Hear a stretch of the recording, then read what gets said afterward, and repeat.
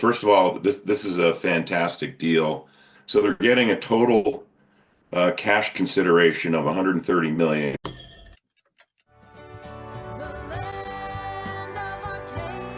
Well, hello there, my friends. Chris Marcus here with you for Arcadia Economics and joined by Dave Kranzler as we had some big news out of Fortuna Mining today. Speaking of Fortuna, I'm actually still in Argentina where I just saw the Lindero mine, and we'll have footage for that soon. And Dave, I'm sure I know you've been looking forward to seeing that. And we'll leave that aside for today, though, because the news that came out this morning. Fortuna has announced the sale of the Yaramoko mine in Burkina Faso. Obviously, that was part of the Roxgold deal back in 2021.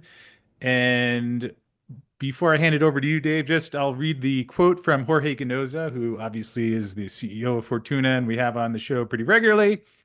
Tried to get him on the call today, although he is in the air right now, I believe. So perhaps next week. But here's his comment. He mentions considering the limited remaining life of mineral reserves at Yaramoko, which was approximately 1 year, something they had extended quite a bit, the cessation of our exploration activities in country, and the increasingly challenging business climate in Burkina Faso.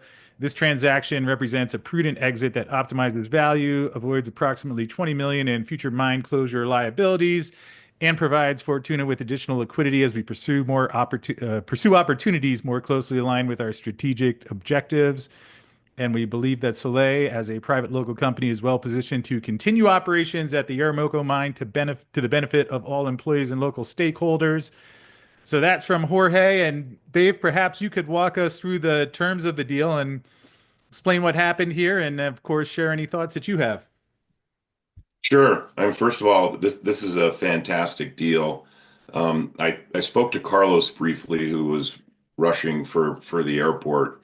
So I got a little bit of color on this. I'm gonna have to read it off my notes. I don't have it all memorized, but so they're getting a total cash consideration of 130 million, which consists of 70 million up front, Yes. and this is US dollars, 57.5 million cash dividend from the Fortuna subsidiary that owns the mine, holds the mine in Yaramoko plus the exploration assets. And there's also 53 million in value-added tax receivables that are contingent on certain terms. And I don't know what those are. I'm sure, when Carlos is more available, I'll be able to get those terms. And then the other thing is that this thing saves 20 million in mine closure costs. So the way I look at this is, and these are just rough numbers, but if first of all, it was pretty clear they were going to shut the mine down in probably mid 2026. It's only got about a year left of mine life, and they had only budgeted what 200 grand for exploration. I have a feeling these negotiations might have been going on at the time that they released their earnings because I think they had to show something for an exploration budget, but it was only 200,000. So that kind of tells us they were prepared mentally to close that mine. The other thing that goes along with this is the exploration assets that they owned in Burkina Faso, and there was one in particular, the Bosura property, and I remember talking with Carlos about that, or Jorge, when they did the Roxgold deal, and I was asking him, I was probing about Bosura because it was clear that if they could find a deposit there, they'd be able to truck that over to the Yaramoko mine and not have to build another mine to mine Bosura. So that would have been extremely value added. They didn't want to invest cash capital in the country because of the political climate there and the instability. So the way I'm looking at this, and again, these are rough numbers. Let's just say over the next year they produce 100,000 ounces at Yaramoko, and I don't even know if it'll be that much, and they sell it at 3,200 an ounce. And just assume, and this is really rough, but I'm assuming that there's a 30% operating margin after not mine level income, but after the operating expenses that would be allocated towards Yaramoko, and you come up with 96 million in operating income. So, the net present value of this deal, or the value of this deal, is greater than the net present value of what the mine would generate economically.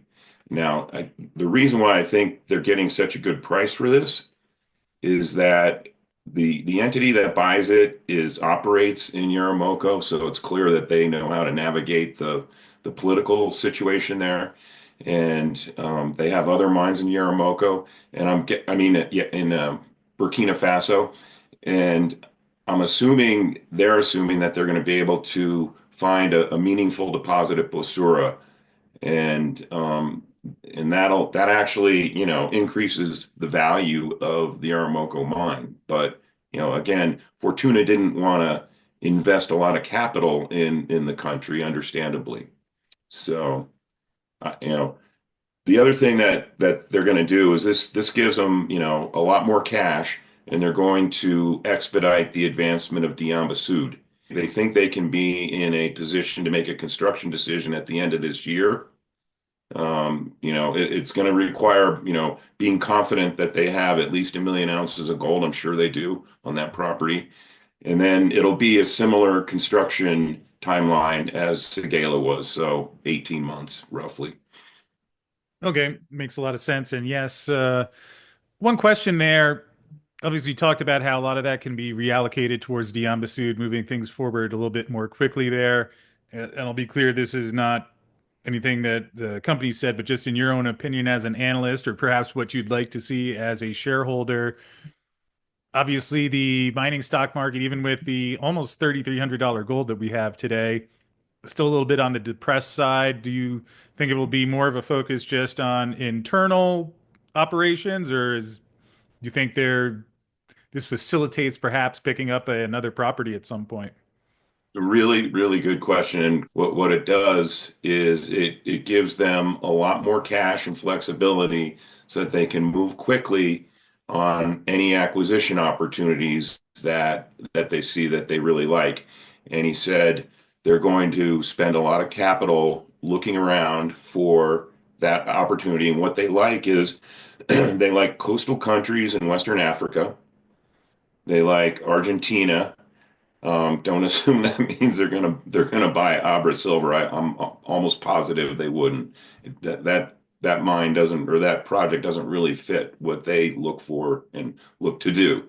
But they like Argentina, they like Peru, they like Mexico, they like Brazil, and that not necessarily in all those orders. I know that Jorge was in Brazil. I don't know, probably 2 or 3 weeks ago with a team of geologists, and they were looking around at opportunities there. So I think we can assume that they probably will make some type of acquisition, but I don't think that the headline is going to blow your doors off, and they're not going to. They definitely will not overpay for anything. That's consistent with the culture of that company and how Jorge runs it. Yes, well, thank you for that. And again, I will just give the disclaimer that last question was asking your opinion is not something that the company has formally discussed. So, although with that said, I will mention that first, if anyone does have questions about the deal, would like to get in touch with management, obviously at fortunamining.com, you can go there, click on the contact tab, and you can get in touch with Carlos, who is the investor relations, and happy to explain anything about the deal. And Dave, and just a quick look. Obviously, we have a good day in the gold price. Perhaps we'll hit $300 plus days in a row. We would have guessed that, especially after last week. Silver even moving today, and we see Fortuna having another strong day. Big day yesterday, up another 20 cents today, and see it's up about 50% just in the past month alone. So. Um, anyway, appreciate you hopping on here to discuss this. And I'll just mention I had basically the same notes. They wanted to de-risk the risk profile by exiting a country with a lot of geopolitical and social issues where they had a short life of mine and they're being paid for the remaining ounces this year. So, Dave, anything else you'd like to add before we wrap this one up? Can't think of anything else. One thing I would like to point out is that, and I have the tear sheet. Carlos sent it to me yesterday. I don't remember the numbers off the top of my head, but Fortuna has been outperforming all of its peers. So I think the market is finally starting to understand and recognize what they're doing at the company and just how much free cash flow they're generating and how well it's run.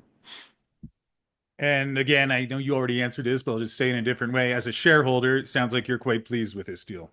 Extremely pleased. Well, I sure appreciate you hopping on for a quick. This one was unplanned, but we had news out today. And anyway, there is Fortuna up at 643. Again, if you go to Fortuna Mining and go to the contact tab, if you have any questions, can get in touch with them there. And we will wrap up for now. But congratulations to Fortuna on the deal. Thank you, Dave of investmentresearchdynamics.com, as always, for joining us and sharing your great insight into these mining stocks. And just hope everybody at home is having a wonderful day, has enjoyed, especially the second half of this week. Amazing. Just last week, I think we had a silver print, brief one, under 28 bucks. So amazing how quickly things have changed in a week. And Dave, perhaps soon enough, will catch up and record some of your thoughts on the gold and silver markets. But I anyway, have a lot of them. gonna wrap up for now. Have a wonderful weekend, everyone, and we will see you again next week.